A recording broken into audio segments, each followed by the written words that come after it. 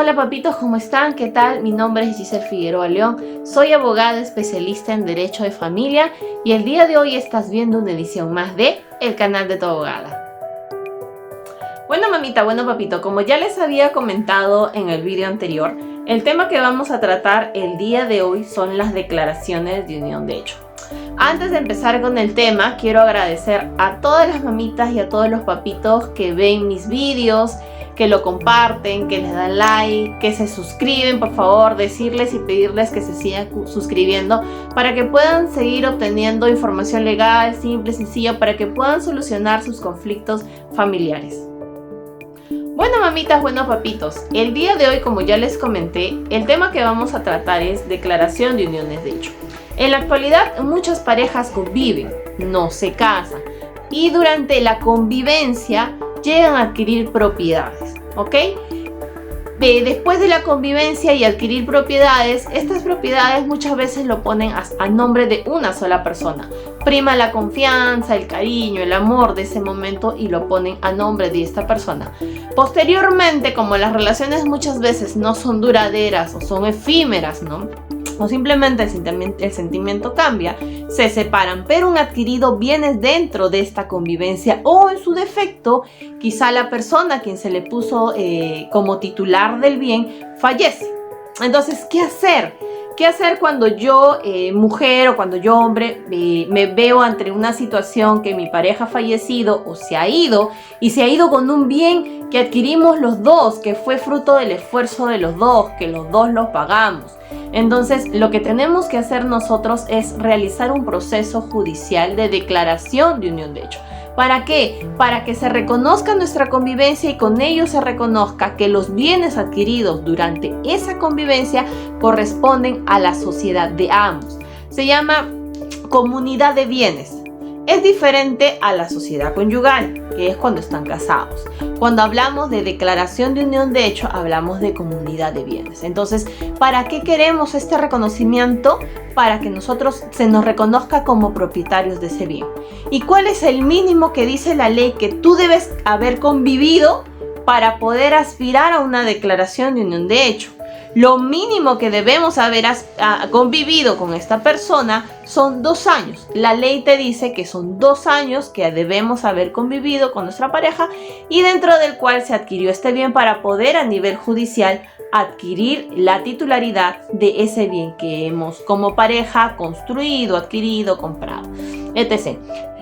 También existe la declaración de unión de hecho notarial, pero la declaración de unión de hecho notarial tiene la característica que es voluntaria. Ambos convivientes van a la notaría, hacen el trámite de declaración de unión de hecho y el notario hace todo el procedimiento notarial y lo inscribe en el registro de personas, ¿no? Inscribe la declaración de unión de hecho. Y eso surte los mismos derechos como si se hubieran casado. Pero esto es en el hipotético caso de que ambos están de acuerdo y ambos van a realizar ese trámite. Pero el proceso judicial de declaración de unión de hecho se da cuando han convivido, nunca realizaron una declaración de unión de hecho y cortaron la relación. O en su defecto, el titular del bien fallece. Entonces es ahí donde nosotros vamos a ir a un proceso judicial. Este proceso judicial se va a llevar en los juzgados de familia. Es distinto cuando hablamos de un proceso de alimentos, de ejecución, de filiación. Esos procesos van a juzgado de paz letrado, incluso el de sucesión, como ya les había comentado. El proceso de declaración de unión de hecho va a los juzgados de familia, ¿ok? Y se paga la tasa de 44.50, los 4.50 por cédula de notificación judicial. Presentamos nuestra demanda ante el Poder Judicial. Ahora, ¿qué requisitos necesito?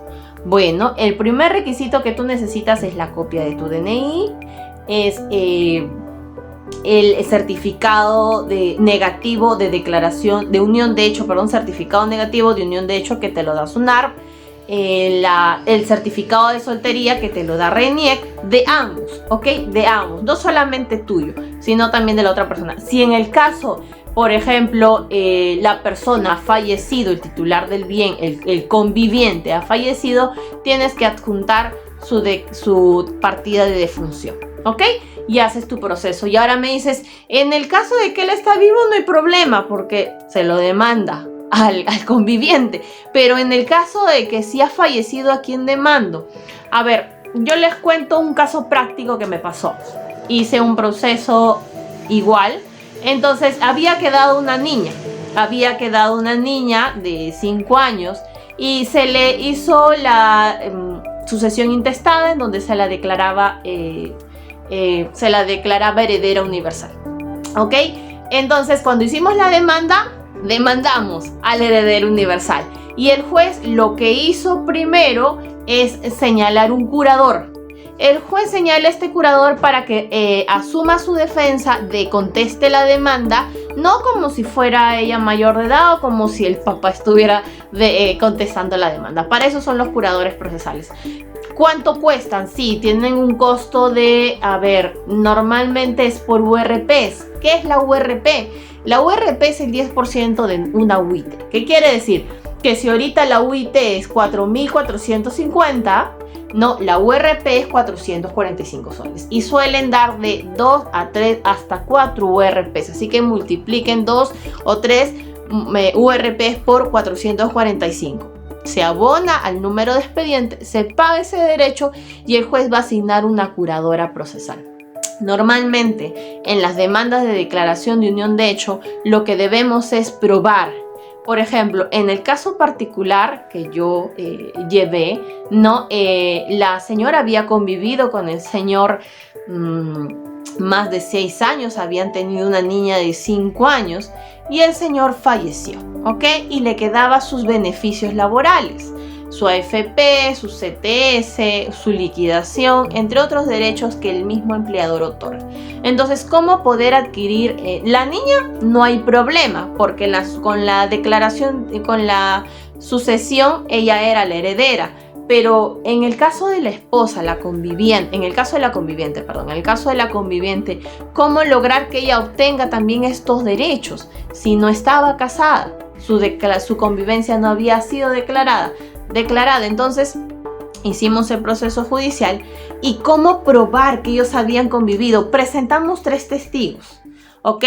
3 testigos que no tienen que ser familia.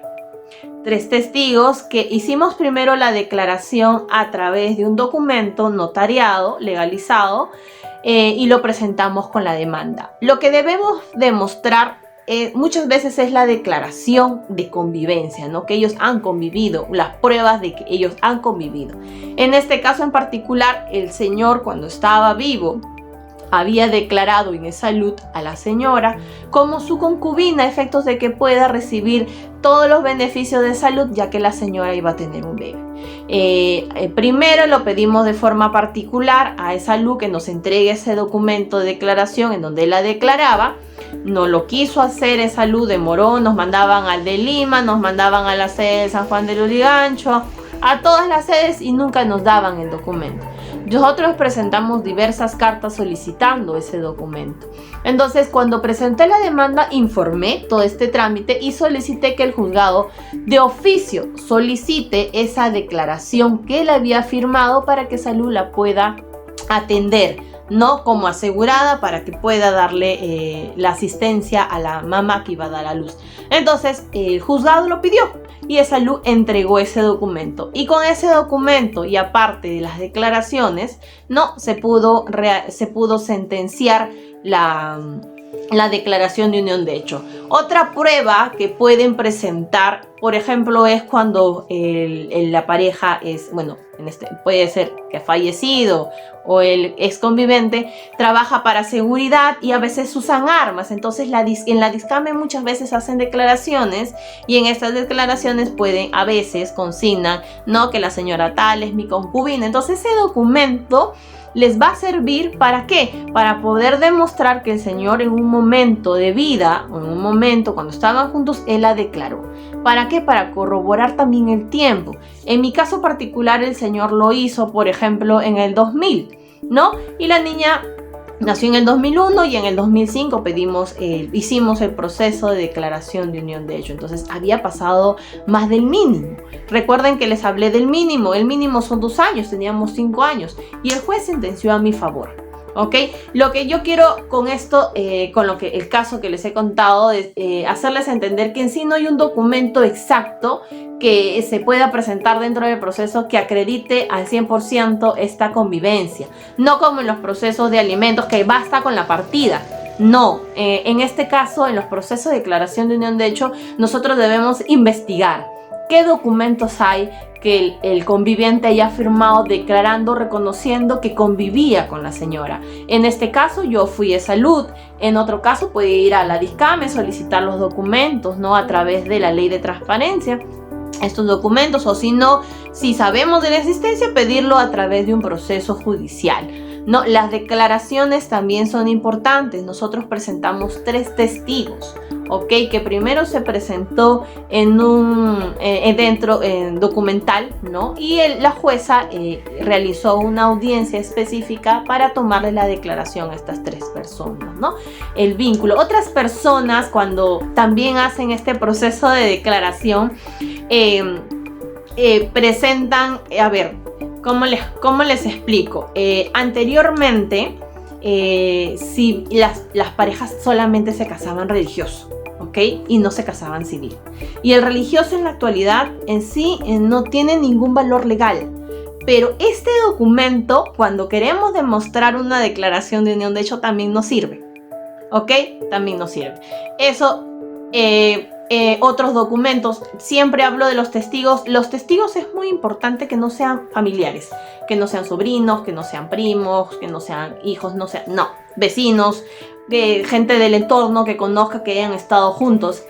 También leyendo, porque este caso me hizo leer, cuando uno declara en las direcciones, por ejemplo, yo estoy conviviendo con la señora X o con el señor X, entonces estamos viviendo en San Martín de Porres. Entonces yo cambio mi ficha RENIEC a la dirección donde estoy conviviendo y él también lo cambia. Entonces ambos estamos domiciliando en el mismo lugar. Eso también puede servirles como prueba para que ustedes puedan demostrar esa convivencia. Las partidas de nacimiento de por sí solas no acreditan una convivencia, ¿ok?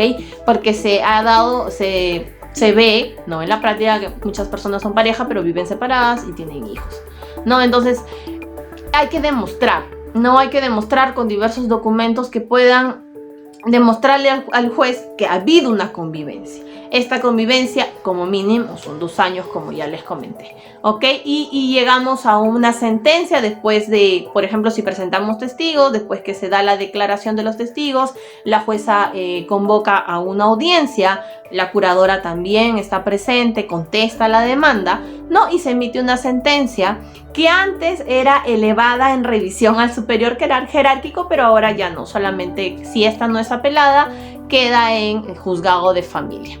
Entonces, esto es el proceso de declaración de unión de hecho.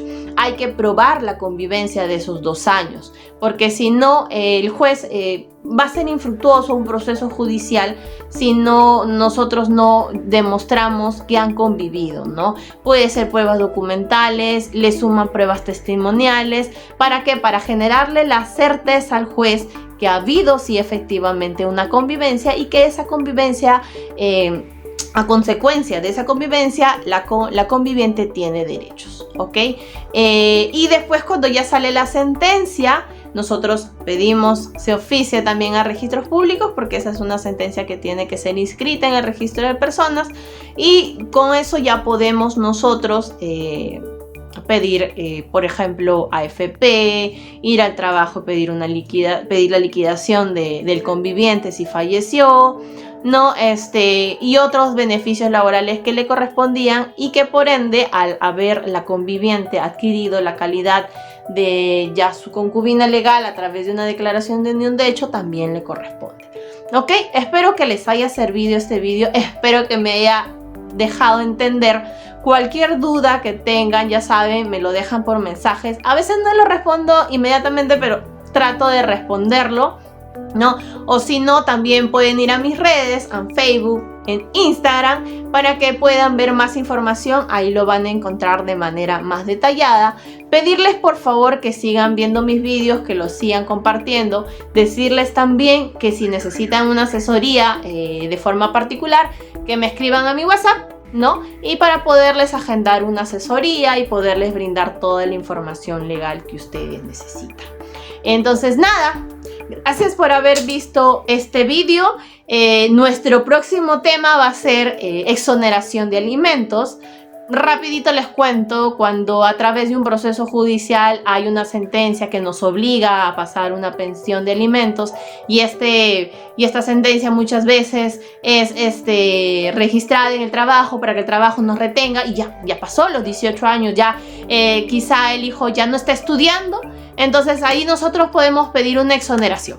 Entonces estos datos y más datos les voy a dar en el próximo vídeo, así que no se lo pierdan, compártanlo, díganle a la vecina, al vecino que tiene estos problemas para que el próximo vídeo puedan saber cómo realizar su proceso de exoneración de alimentos, saber en qué momento lo tienen que hacer, porque no es en cualquier momento, ¿no? Y ustedes puedan ya haber pasado, después de haber ya cumplido con los requisitos, tener una sentencia final que los exonere ya del pago de la pensión de alimentos. Bueno, mamitas, bueno, papitos, gracias por haber visto este vídeo, espero les haya gustado y nada, se quedan, compártanlo, compartan el vídeo y nada, este es mi canal, tu canal, el canal de tu abogada. Gracias.